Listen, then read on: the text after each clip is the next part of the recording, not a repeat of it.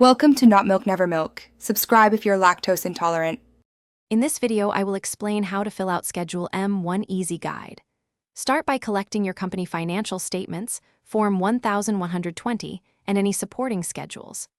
Identify common reconciling items like tax-exempt interest, non-deductible meals, and depreciation timing differences.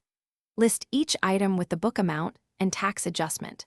Sum totals carefully and double-check arithmetic to avoid errors and IRS notices.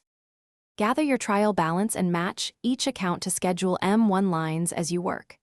Enter book income first, then add items that increase book income for tax, such as tax-exempt interest adjustments. Next, list items that decrease book income for tax, like non-deductible expenses reversed.